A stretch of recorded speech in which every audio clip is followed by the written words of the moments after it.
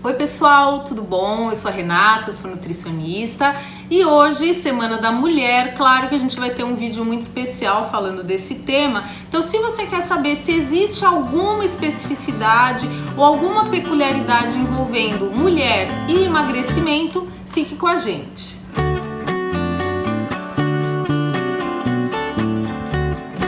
Bom, gente, então, assim, a gente está vivendo um momento muito especial aí, historicamente, né? Esse momento onde a gente está vivendo todo esse empoderamento, essa busca pelo empoderamento feminino, pela igualdade de gêneros, né? Mas a gente sabe que muitos estigmas ainda fazem parte, né, do universo feminino, muitas vezes praticados pelas próprias mulheres.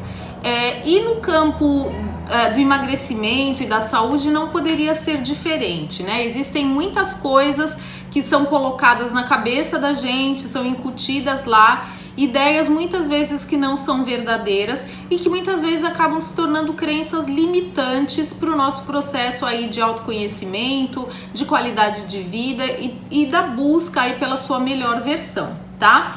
Então, hoje o tema do vídeo vai ser fato ou fake envolvendo mulheres e emagrecimento, tá? Então vale lembrar que eu não me utilizei aí de nenhum estudo científico, tudo que eu vou falar para vocês tem a ver com a minha experiência de atendimento em consultório, né? Para quem não sabe, sou nutricionista já há 22 anos, trabalhei durante muito tempo com grupos de orientação junto com uma psicóloga e equipe multidisciplinar, com endócrino, educador físico, e nesses grupos a gente tinha realmente a possibilidade de ouvir essas pessoas. Claro que os grupos, em sua maior parte, era composto aí por mulheres, né? Então, claro que a gente acumulou aí algum conhecimento a respeito desse universo envolvendo mulher e emagrecimento. Então, a primeira crença, né, envolvendo isso depois que a mulher tem filho, é normal engordar e muito mais difícil emagrecer. Fato ou fake?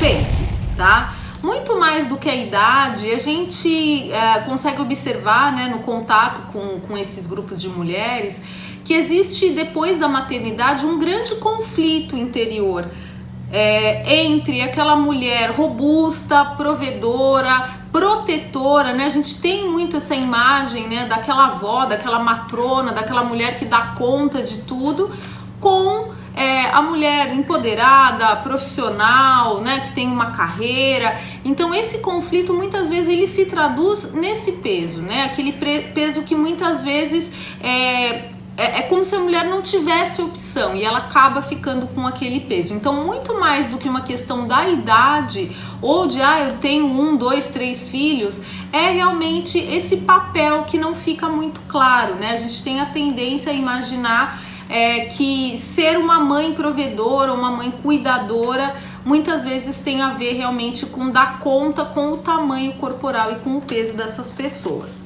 tá?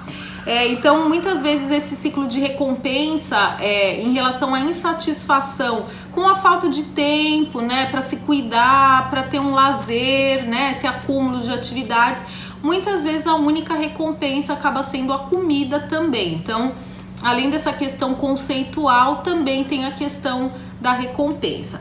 Outra coisa que é interessante a gente falar é a respeito do pré-menstrual. Pré-menstrual, ele tem uma relação com a nossa competência para fazer dieta? Fato ou fake? Fato, tá? No período pré-menstrual é muito comum que um dos efeitos colaterais aí desse período, da chamada tensão pré-menstrual, é justamente o aumento da compulsão por carboidratos e por doces, né? Então, muitas vezes é um período que a mulher ela fica um pouco mais desconfortável emocionalmente, né? Ela fica com mais ansiedade e claro que o caminho mais curto para uma satisfação imediata é comer alguma coisa gostosa, alguma coisa doce, alguma coisa reconfortante, né? Então tem relação sim, mas a gente precisa encontrar realmente maneiras de driblar isso. Como? Se preparando para esse período, tá? Então, por exemplo, se você sabe que você tem uma TPM mais pronunciada, você pode utilizar aqueles aplicativos, né, de calendários aí, envolvendo o seu período de ciclo menstrual, e aí você vai ver que naquela semana antes pode ser que você precise realmente estar mais bem ferramentado com doces low carb, com snacks gostosos na sua geladeira, né? Talvez você precise fazer uma compra mais específica a respeito disso. Então, muito mais importante do que a gente achar que, não, eu tenho TPM mesmo, por isso que eu não emagreço, é se preparar melhor para esse período, tá? Uma outra coisa que eu coloquei aqui na minha colinha foi a 3. Mulher só emagrece fazendo exercício aeróbico. Fato ou fake? Bom, fake, né, gente? Então é muito importante que a gente tire da cabeça que emagrecer é uma coisa que só funciona com exercício aeróbico. Não. Tá? Então a gente sabe que 80% do resultado do emagrecimento ele vem de uma dieta bem orientada, tá? Então a gente sabe que nós que trabalhamos com a low carb, a gente acredita que seja a melhor estratégia, mas o paciente que não quer fazer essa dieta, a paciente que não quer fazer essa dieta, também pode ser orientada numa linha mais tradicional com controle calórico. Agora, se você pretende investir em atividade física, é muito importante saber que assim, a melhor opção sempre vai ser a musculação. Por quê? Quando você ganha mais massa muscular, você está mantendo um patrimônio muscular. Então isso é muito importante para que você consiga ter uma taxa de metabolismo basal maior, tá? Então assim, se você tiver que optar ao longo da sua semana entre atividade física aeróbica ou esforço muscular, faça a opção pelo esforço muscular. Porém, vale muito a pena lembrar, 80% do seu resultado é a dieta, tá? Outra coisa aqui depois da menopausa é impossível emagrecer, fato ou fake? Fake, tá? Isso é uma coisa muito comum do universo feminino, né? A mulher pós-menopausa, ela percebe uma mudança no seu corpo realmente, né? Principalmente quando ela não faz nenhum tipo de dieta, não tem nenhum tipo de esforço aí para perder peso, ela percebe um aumento da sua gordura na região abdominal, tá? E essa gordura abdominal, ela tem um aspecto bastante, como eu posso dizer para vocês, assim, estigmatizante, tá?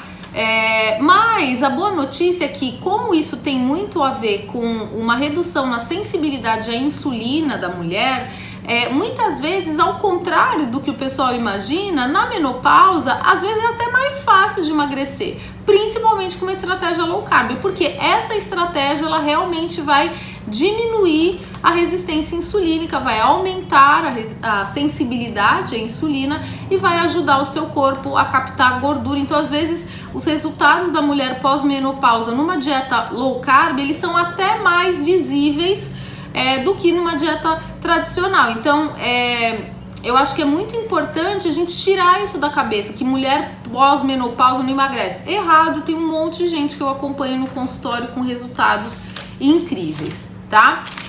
E para finalizar, pessoal, eu queria colocar algumas coisas, né? Mulher consegue fazer qualquer coisa desde que ela queira, né? Eu acho que isso é a mensagem que a gente tem ouvido aí em todas as mídias, né? Assim, nesse movimento nas ruas, né? Com essas novas gerações que estão chegando, né? As meninas aí na faixa de 15 a 25 anos, elas já têm muitas vezes um discurso mais empoderado, então coisas que a minha geração encarava com muita naturalidade, hoje essas novas gerações elas já têm realmente uma consciência maior, então assim, esse estigma ele não pode acontecer. Mas eu gostaria de terminar aqui o nosso vídeo falando a respeito de algumas coisas que eu percebo no atendimento do consultório em relação ao atendimento feminino. Então eu listei aqui algumas coisas que eu gostaria de compartilhar com vocês.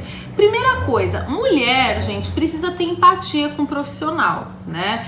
Principalmente o profissional da área da nutrição, que é um profissional que o acompanhamento ele é um pouco mais prolongado, né? Diferente de você ir, por exemplo, num pronto-socorro com uma infecção urinária, você toma um antibiótico e acabou, você não vai ver aquele profissional nunca mais. No caso da nutrição, gente, precisa da liga, né? Então eu acho que é muito importante ter esse olhar, né? Dar esse feedback, pessoal, pro profissional e ter certeza coisa que, assim, muitas vezes o sucesso do acompanhamento nutricional, talvez ele seria beneficiado com algumas outras terapias, né? Então, por exemplo, o psicólogo ou, de repente, um educador físico, né? Então, muitas vezes, nós nutricionistas, nós somos uma parte, né, do seu sucesso aí, mas para algumas pessoas seria necessário investir com algum outro profissional, né? Eu escrevi aqui, né? Infelizmente ainda existe uma autocobrança muito cruel quanto a resultados de mulheres aí, né? Então, por exemplo, a mulher muitas vezes ela acaba não retornando a consulta quando ela acha que não teve resultado, né? Quando ela acha que de repente na balança ela não baixou o peso. Porém, gente, assim, resultado não é isso, tá? Resultado é muito mais complexo do que isso.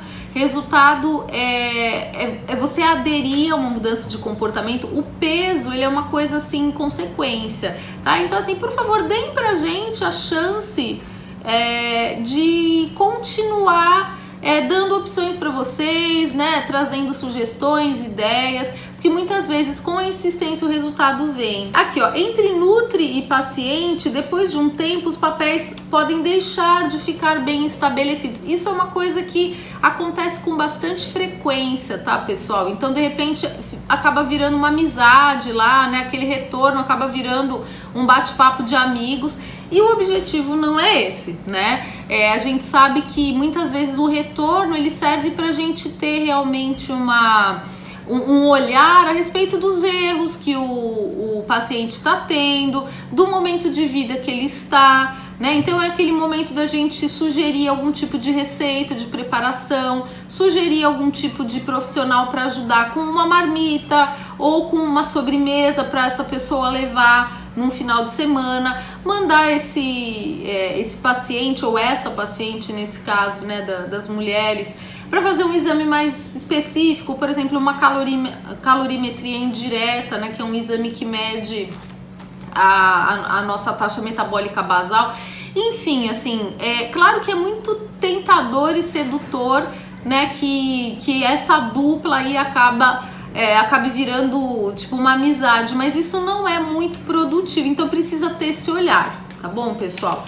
E aí, falar um pouquinho com vocês também, que vale lembrar que nós, nutricionistas, nós também somos mulheres, né? Então, assim, nós também temos dias que não são tão bons, né? Então, de repente, naquele dia, eu também estava de TPM, né? Também estava com um dia difícil. Então, assim, muitas vezes essa sororidade, né, que deve existir entre as mulheres, ela precisa estar muito presente também no atendimento de consultório. A gente precisa, enquanto profissional, de feedback de vocês, né? Um feedback, assim, sincero, mas não agressivo, né? Então, eu acho que às vezes no consultório a gente ouve muito, assim, a paciente vindo com uma queixa de outro profissional, às vezes de um médico ou de um outro nutricionista, que de repente ela não se identificou. Então, assim, antes da gente fazer simplesmente, né, uma queixa simples ou sem fundamento, vamos tentar analisar também, né, o outro lado. Não tem como a gente, enquanto profissional, não ter nenhum tipo de expectativa em relação, né, a adesão de vocês. Quando eu digo expectativa, gente, não é que a gente espera que vocês emagreçam, tá? Mas assim, quando a gente investe a nossa energia explicando, né, uma nova ideia de alimentação para vocês, quando a gente recebe um WhatsApp e tenta responder, enfim, né, tudo isso é muito importante porque isso vai estabelecendo um vínculo, mas é uma via de mão dupla, né? É muito importante realmente que vocês estejam muito cientes que do outro lado da mesa também tem uma mulher. Tá bom, pessoal? Um beijo para vocês, boa Semana das Mulheres e que a gente possa ter outros encontros em breve. Até mais!